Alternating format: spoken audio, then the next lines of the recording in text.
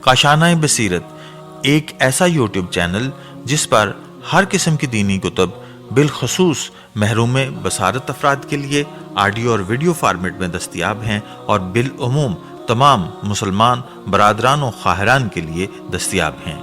اس لیے آپ سے گزارش ہے کہ بیل آئیکن کو پریس کر کے ہمارے اس چینل کو ضرور سبسکرائب کیجیے تاکہ آئندہ آنے والی ہر کتاب آپ کو بر وقت ملتی رہے۔ کاشانۂ بصیرت، کاشانۂ بصیرت، کاشانۂ بصیرت، کاشانۂ بصیرت۔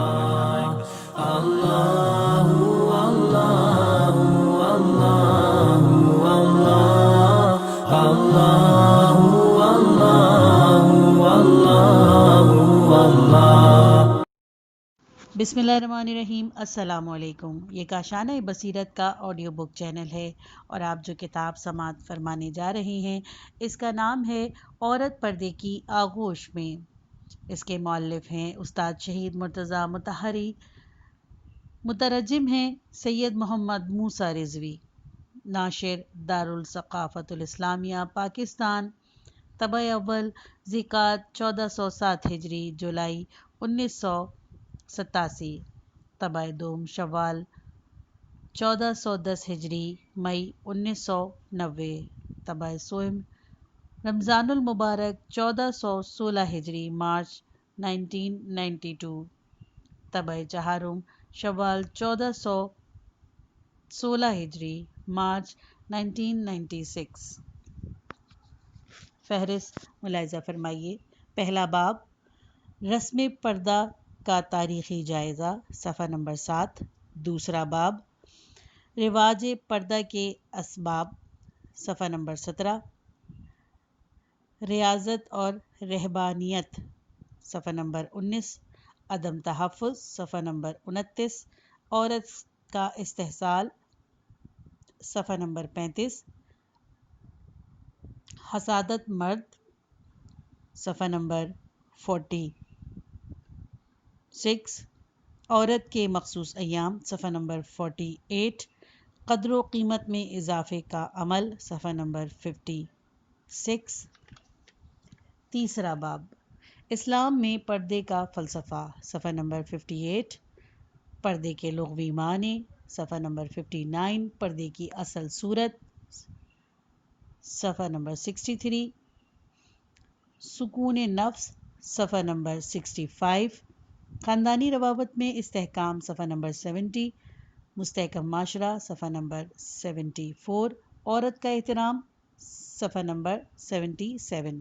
چوتھا باب پردے پر اعتراضات و اشکالات، صفحہ نمبر 78۔ پردہ اور منطق، صفحہ نمبر 78۔ پردہ اور حقیقت آزادی، صفحہ نمبر 79۔ سرگرمیوں میں رکاوٹ، صفحہ نمبر 83۔ میلان اور رغبت میں اضافہ، صفحہ نمبر 89۔ پانچواں باب اسلامی پردہ 101۔ استئذان، صفحہ نمبر 104۔ آیت سورہ نور کی تشریحات، صفحہ نمبر 102۔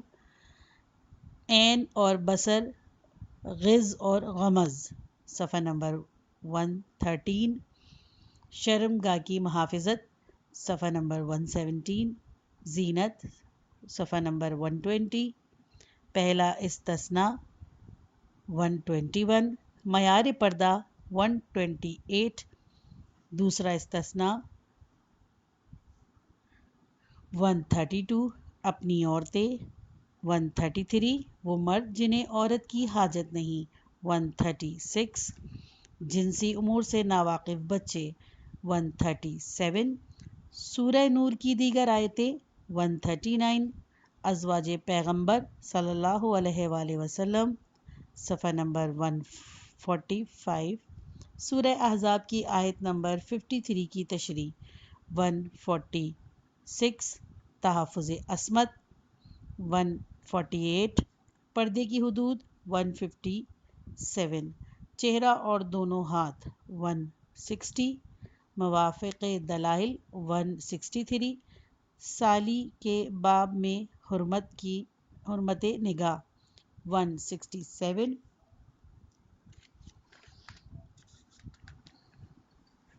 کمسن بچے کے باب میں 168، باندی غلاموں کے باب میں 170، ذمی عورتوں کے باب میں 171، صحرائی یا دیہاتی عورتوں کے باب میں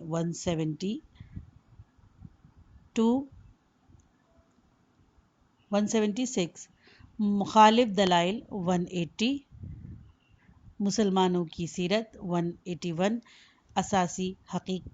اساس حقیقی 185، ایک روایت 191، طلب رشتہ 193، آیت جل باب 197، اجتماعات میں عورت کی شرکت 198، اخلاقی تاکیدات 212، نہ پابندی نہ آزادی 220، فتاوی 221، حصے احتیاط 230، کتمان یا اظہار 232، دو اور مسائل 237۔ پہلا باب، بسم اللہ الرحمن الرحیم، رسم پردہ کا تاریخی جائزہ۔ اس موضوع پر تاریخی اعتبار سے میری معلومات مکمل نہیں۔ ہماری تاریخی معلومات اس وقت مکمل ہو سکتی ہیں جب ہم ظہور اسلام سے قبل پائی جانے والی تمام اقوام کے بارے میں اظہار خیال کر سکیں۔ تاہم یہ ایک حقیقت ہے کہ اسلام سے قبل بعض قوموں میں پردے کا وجود قائم رہا ہے۔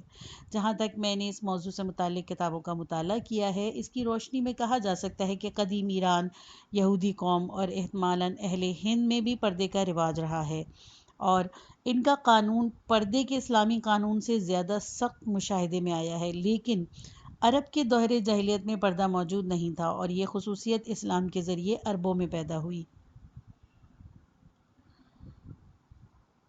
ویل ڈورنٹ تاریخ تمدن میں فارسی ترجمہ، جلد 12 صفحہ نمبر 30، یہودی قوم اور اس کے قانون پردے کے بارے میں لکھتا ہے۔ اگر کسی عورت سے یہودی قانون پردے کی خلاف ورزی سرزد ہوتی، مثلاً وہ برہنہ سر لوگوں کے درمیان آتی، یا شارع عام میں سود کاٹتی اور ہر قسم کے افراد سے اپنا دکھڑا کہتی، یا اتنی بلند آواز میں گفتگو کرتی کہ پڑوسی اس کی آواز سن لیں، تو اس کے مرد کو یہ حق تھا کہ وہ اس کا مہر ادا کیے بغیر اسے طلاق دے دے۔ غرض یہ کہ قومی یہود میں دستور پردہ اسلامی پردے سے کہیں زیادہ سخت اور مشکل رہا ہے، جسے ہم بعد میں تفصیلاً عرض کریں گے۔ مصنف تاریخ تمدن، جلد اول صفحہ نمبر 556 پر قدیم ایرانیوں کے بارے میں لکھتا ہے۔ زرتشت کے زمانے میں عورتوں کا بڑا اونچا مقام تھا، اور وہ کھلے چہروں کے ساتھ بڑی آزادی سے لوگوں میں آمد و رفت کیا کرتی تھیں۔ اس کے بعد وہ لکھتا ہے، واریوش کے بعد خاص طور پر سرمایہ دار طبقے میں عورت کا مقام پست ہو گیا۔ معاشی طور پر بدحال عورتوں کو چونکہ کام کاج کے سلسلے میں لوگوں کے درمیان آنا پڑتا تھا، اسی لیے ان کی آزادی برقرار رہی، لیکن دوسری عورتوں کے مقابلے میں چونکہ ان پر مہینے کے خاص دنوں میں گوشہ نشینی واجب قرار پائی گئی تھی، لہذا آہستہ آہستہ گوشہ نشینی کے اس وقفے نے وسعت اختیار کر لی اور ان کی پوری اجتماعی زندگی اس کی لپیٹ میں آ گئی۔ اور مسلمانوں کے ہاں بھی پردے میں یہی بات پائی جاتی تھی۔ اونچے گھرانے کی عورتوں کو یہ جرأت نہیں تھی کہ وہ پالکی کے بغیر گھر سے نکلیں۔ انہیں ہرگز کھلے بندوں مردوں کے ساتھ اٹھنے بیٹھنے کی اجازت نہیں تھی۔ شادی شدہ عورتوں کو یہ حق حاصل نہیں تھا کہ وہ اپنے شوہروں کے سوا کسی مرد کو دیکھیں، خواہ وہ مرد ان کا باپ یا بھائی ہی کیوں نہ ہو۔ قدیم ایران کے آثار میں ہم کسی عورت کے عمل و دخل کی کوئی صورت نہیں دیکھتے، اور کہیں بھی عورتوں کا تذکرہ نہیں ملتا۔ آپ نے ملاحظہ فرمایا کہ قدیم ایران میں پردے کی سختی کا کیا عالم تھا، کہ جہاں شادی شدہ عورتوں کے لیے اس کے باپ اور بھائی بھی نامحرم تھے۔ ویل ڈورنٹ کے خیال کے مطابق وہ شدید قانون جس میں قدیم پارسی قوانین کے مطابق عورت اپنے ایام کے دوران ایک کمرے میں محبوس ہو جایا کرتی اور سب اس سے دور اختیار کرتے تھے، دراصل قدیم ایران میں پردے کا اصل سبب بنی ہے۔ یہودی بھی حائض اور عورتوں کے بارے میں کچھ ایسے ہی دستور رکھتے تھے، لیکن اس جملے سے کہ مسلمانوں میں بھی پردے کے معاملے میں یہی بات پائی جاتی تھی، اس سے اس کی کیا مراد ہے؟ کیا وہ یہ کہنا چاہتے ہیں کہ مسلمانوں میں پردے کے رواج کا سبب بھی وہی سخت قوانین ہیں جو ایک حائض عورت پر لاگو کیے جاتے ہیں؟ سب جانتے ہیں کہ اسلام میں ہرگز اس قسم کا نہ پہلے کوئی قانون تھا نہ اب ہے۔ حائض عورت کو صرف نماز روزہ جیسی چند واجبات کی عبادات سے روکا گیا ہے۔ اس کے علاوہ ان ایام میں سے اسے قربت بھی جائز نہیں ہے، لیکن دوسروں کے ساتھ معاشرت کے اعتبار سے اس کے لیے کوئی ممانعت نہیں ہے کہ جس کے سبب وہ عملاً گوشہ نشینی پر مجبور ہو جائے۔ اور اگر مراد یہ ہے کہ مسلمانوں میں رائج پردہ ہے وہ رسم ہے جو کہ ایرانیوں کے مسلمان ہونے کے بعد تمام مسلمانوں میں سرائیت کر گئی ہے، تو یہ بھی خلاف واقعہ ہے، اسی لیے کہ ایرانیوں کے مسلمان ہونے سے قبل پردے سے متعلق آیات کا نزول ہو چکا تھا۔ ویل ڈورنٹ کے اس سے مابعد کی گفتگو ان دونوں باتوں سے یہ پتہ چلتا ہے، یعنی وہ یہ بھی دعویٰ کرتا ہے کہ پردہ ایرانیوں کے مسلمان ہونے کے بعد مسلمانوں میں رائج ہوا، اور اس بات کا بھی دعوے دار ہے کہ حائض عورت سے ترک قربت مسلمان عورتوں کے پردے یا کم از کم ان کی گوشہ نشینی میں مؤثر رہا ہے۔ وہ اپنی کتاب فارسی ترجمہ جلد 11 صفحہ نمبر 112 پر لکھتا ہے، عربوں کا ایرانیوں سے میل جول اسلامی دنیا میں پردے اور لواطا کے رواج کا باعث ہوا۔ عربوں کو عورتوں کی دل فریبی پر بدگمانی رہتی اور وہ ہمیشہ سے ان کے دلدادہ بھی تھے، تاہم وہ مردانہ غرور کے تحت ان کی عزت و عفت سے انکاری اور ان کی فطرت جاذبیت پر پردہ ڈالنا چاہتے تھے۔ حضرت عمر اپنی قوم سے کہتے تھے، عورتوں سے مشورہ کرو اور ان کی رائے کے خلاف عمل کرو، لیکن پہلی صدی ہجری میں مسلمانوں نے اپنی عورتوں کو پردہ نہیں کرایا تھا۔ زن و مرد ایک دوسرے سے آزادانہ ملتے، سڑکوں پر پہلو بہ پہلو چلتے اور مسجد میں ایک دوسرے کے ساتھ نماز ادا کرتے تھے۔ پردہ اور خواجہ سرائی کا دستور ولید دوم کے زمانے میں، یعنی 126 اور 127 ہجری میں رائج ہوا۔ عورتوں کی گوشہ نشینی اسی لیے عمل میں آئی کہ وہ ایام حیض و نفاس میں مردوں پر حرام تھیں۔ پھر صفحہ نمبر 111 پر یوں رقم طراز ہے، رسول خدا صلی اللہ علیہ وآلہ وسلم نے لمبی پوشاک پہننے کی ممانعت کی تھی، لیکن بعض عربوں نے اسے نظر انداز کر دیا تھا۔ ہر طبقے میں زیورات کا راج تھا۔ عورتیں اپنے آپ کو بلاؤز اور زر برق کمر بند اور رنگا رنگ کے ڈھیلے ڈھالے لباس سے آراستہ کرتی۔ وہ اپنے بالوں کو بڑے سلیقے کے ساتھ جوڑے چوٹی یا پھر سیاہ ریشمی پراندے سے مزید نفیس زینت دے کر عقب یا سر ڈال دیا کرتی تھیں، اور کبھی یہ بال ان کے دونوں شانوں پر بکھرے ہوتے۔ غالباً وہ جواہرات اور پھولوں سے بھی اپنے آپ کو مزین کرتیں۔ 97 ہجری کے بعد سے انہوں نے اپنے چہروں کو آنکھوں کے نچلے حصے تک ڈھانپنا شروع کیا، اور اس کے بعد یہ عادت رواج پا گئی۔ ویل ڈورنٹ تاریخ تمدن جلد 10 صفحہ نمبر 223 میں قدیم ایرانیوں کے بارے میں کہتا ہے، داشتہ رکھنے پر کوئی پابندی نہیں تھی۔ داشتائیں یونانی معشوقوں کی طرح آزاد تھیں اور ضیافتوں میں مردوں کے ساتھ شرکت کرتی تھیں، لیکن منکوحہ عورتیں عام طور پر گھروں میں پابند رہتیں۔ یہ قدیم ایرانی رسم بعد میں اہل اسلام کو منتقل ہو گئی۔ ویل ڈورنٹ اس طرح گفتگو کرتا ہے گویا پیغمبر اسلام صلی اللہ علیہ وآلہ وسلم کے زمانے میں پردے سے متعلق کسی دستور پر عمل کا وجود ہی نہیں تھا۔ آپ صلی اللہ علیہ وسلم نے صرف ڈھیلے لباس کی ممانعت کی تھی، اور مسلمان عورتیں پہلی صدی ہجری کے آخر اور دوسری صدی ہجری کے اوائل تک بے پردگی کے ساتھ لوگوں میں آیا جایا کرتی تھیں، حالانکہ ایسا ہرگز نہیں ہے۔ اور تاریخ قطعی طور پر اس کے خلاف گواہی دیتی ہے۔ بے شک زمانہ جاہلیت کی عورت ویل ڈورنٹ کی تعریف کے مطابق ہے، لیکن اسلام نے اس سلسلے میں ایک انقلاب برپا کیا۔ حضرت عائشہ انصار کی عورتوں کی مدحت ان الفاظ میں کرتی ہیں: شاباش ہے انصاری عورتوں پر کہ جو ہی سورہ نور کی آیتیں نازل ہوئیں ان میں ایک بھی ایسی دکھائی نہیں دی جو سابقہ انداز سے گھر سے باہر نکلے۔ تمام عورتوں نے اپنے سروں کو سیاہ چادروں سے ڈھپ لیا، گویا کوے ان کے سروں پر آ بیٹھے ہوں۔ ریفرنس نمبر 1، تفسیر کشاف، سورہ نور، آیت نمبر 31۔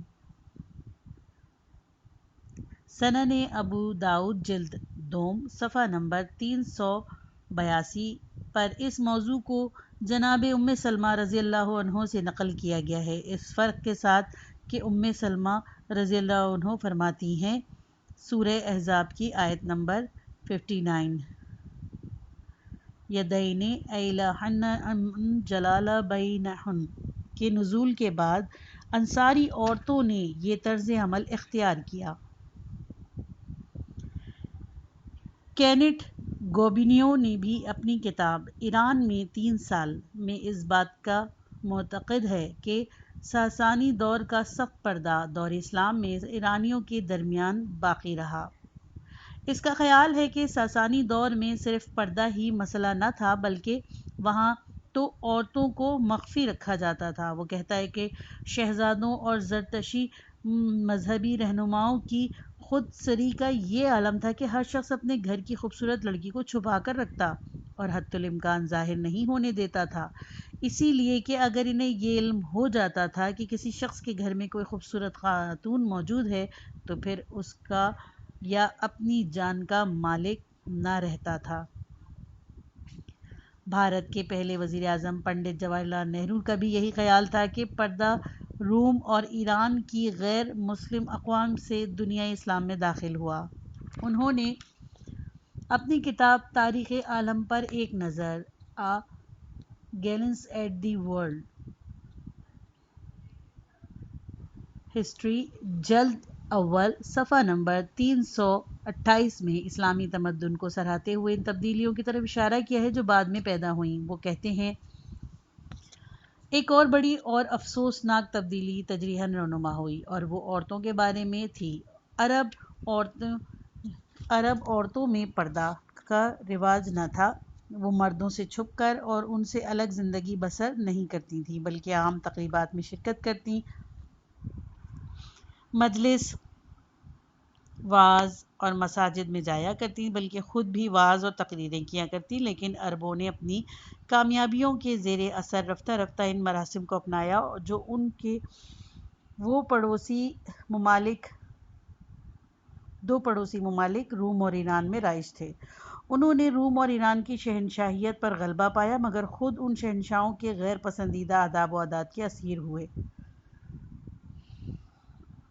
اور جیسا کہ بیان کیا جاتا ہے کہ یہ قسطنطنیہ اور ایران کی شہنشاہیت کا اثر و نفوذ تھا جس نے مردوں سے عورتوں کی جدائی اور پردہ نشینی کو عربوں میں رواج دیا اور حرم کا نظام عمل میں آیا، مرد و زن ایک دوسرے سے جدا ہو گئے۔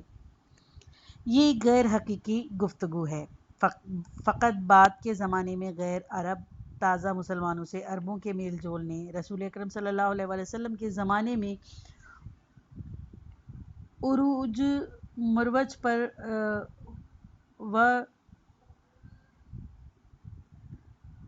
مروج پردہ کو زیادہ سخت کر دیا، نہ یہ کہ اسلام نے بنیادی طور پر پردے کو مسئلے کو اہمیت ہی نہیں دی۔ نہرو کے اظہار خیال سے یہ بات سامنے آتی ہے کہ اہل روم بھی شاید قوم یہود کے زیر اثر تھے، پردے کی خصوصیت کے حامل تھے اور اس رسم یعنی حرم سراوری نے روم اور ایران سے اسلامی خلفاء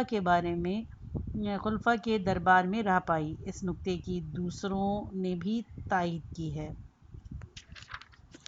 ہندوستان میں نہایت سخت اور شدید قسم کا پردہ رائج تھا، لیکن یہ بات واضح نہیں ہے کہ وہ اسلام سے پہلے بھی وہاں رائج تھا یا اس کے بعد وجود میں آیا اور غیر مسلم آبادی نے مسلمانوں اور خاص طور پر ایرانیوں مسلمانوں سے اسے اپنایا۔ جو بات مسلم ہے وہ یہ ہے کہ ہندوستان کا پردہ بھی قدیم ایرانی پردے کی طرح شدید رہا ہے۔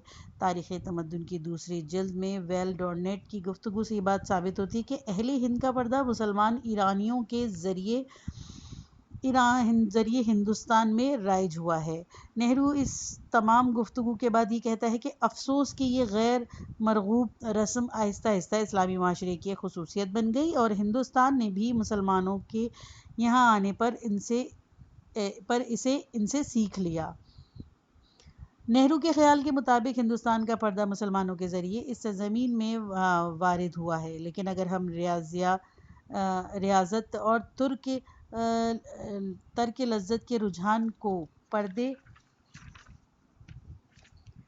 کے ظہور کے سبب جانیں تو ہمیں ماننا پڑے گا کہ ہندوستان نے قدیم ترین ایام سے پردے کو اپنایا ہے، کیونکہ وہ ریاضت اور مادی لذتوں سے نفرت کا نذور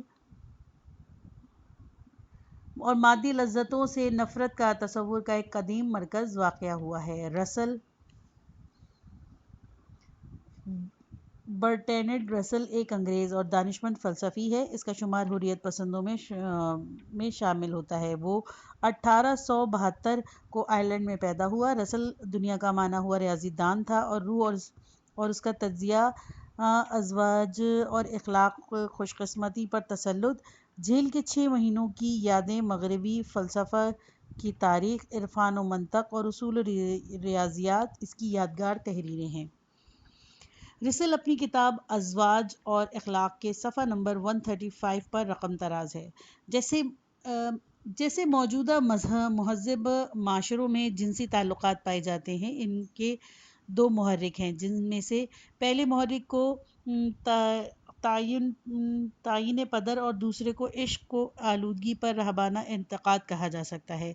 زمانہ قبل از مسیح اور مشرق بعید کے ممالک میں آج تک جو جنسی تعلقات پائے جاتے ہیں وہ اس سے پہلے محرک ہی کا نتیجہ ہیں، لیکن ہندوستان اور ایران اس پہلے محرک سے مستثنیٰ ہیں، کیونکہ بظاہر یہی وہ مقامات ہیں جہاں جنسی تعلقات سے پرہیز عمل میں آیا اور پھر وہاں سے ساری دنیا میں پھیل گیا۔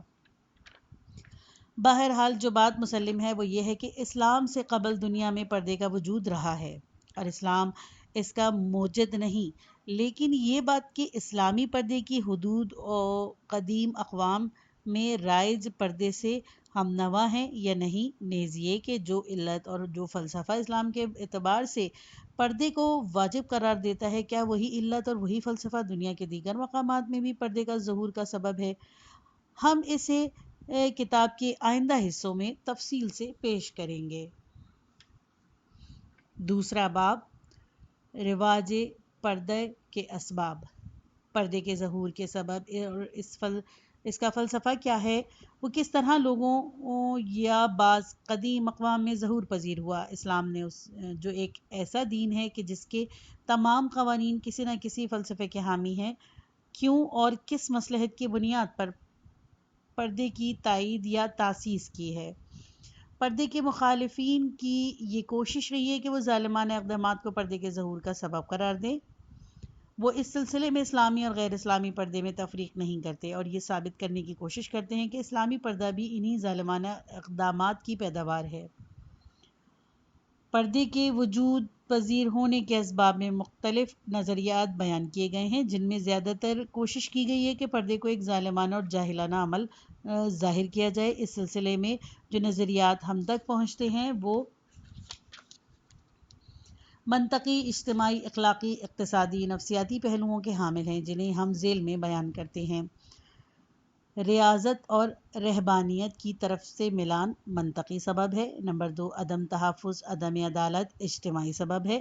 نمبر 3، مرد کا عورت پر تسلط، اس پر حکمرانی، اقتصادی فوائد کے حصول کی خاطر اس کی توانائیوں کا استحصال اقتصادی سبب ہے۔ اور نمبر 4، مرد کا جذبہ حسد اور خود خواہی اخلاقی پہلو ہے۔ اور نمبر 5، عورت کے مخصوص ایام اور یہ احساس کہ وہ خلقت میں مرد سے کمتر واقع ہوئی ہے، اس کے علاوہ وہ سخت قوانین جن کے تحت عورت کی ناپاکی کے دنوں میں اسے ترک معاشرت اختیار کی جاتی ہے، نفسیاتی پہلو ہے۔ یہ مذکورہ اسباب کسی بھی صورت میں دنیا کی کسی خطے میں پردے کی وجود پذیر ہونے میں مؤثر نہیں رہے ہیں۔ یہ بلا وجہ انہیں پردے کے ظہور کا سبب قرار دے دیا گیا، اور بالفرض محال اگر بعض غیر اسلامی مذاہب میں مؤثر رہے تو اسے اس کی حکمت اور فلسفے کا کوئی سروکار نہیں کہ جو اسلام میں پردے کی تشریح کا سبب ہوا۔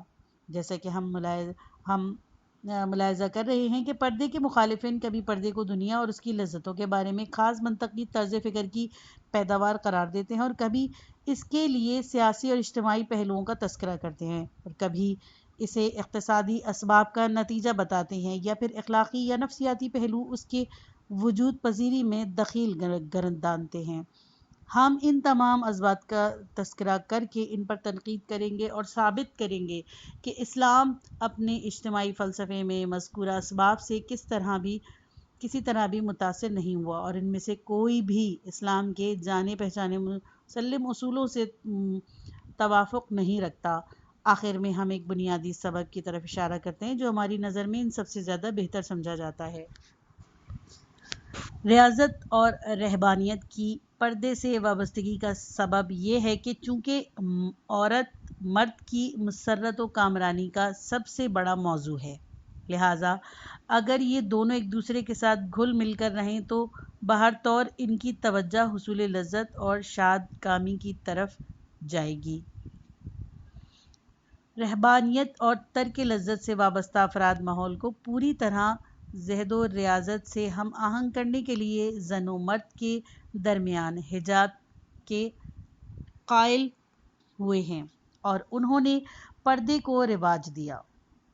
ان کا یہ عمل صرف عورت تک محدود نہیں تھا، بلکہ ہر وہ چیز جو عورت کی طرح لذت اور لطف اندوزی کا محرک تھی، انہوں نے ان سب کے ساتھ جنگ کی۔ اس نظریے کے مطابق پردے کی ظہور پذیری ازواج کو اچھا نہ سمجھنے اور تنہائی پسندی کو مقدس جاننے کا نتیجہ ہے۔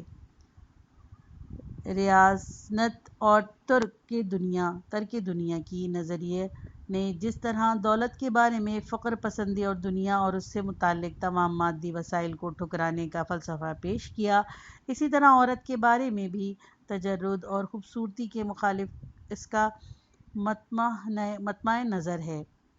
بالوں کو نہ تراشنے کا عمل جو سکھوں، ہندوؤں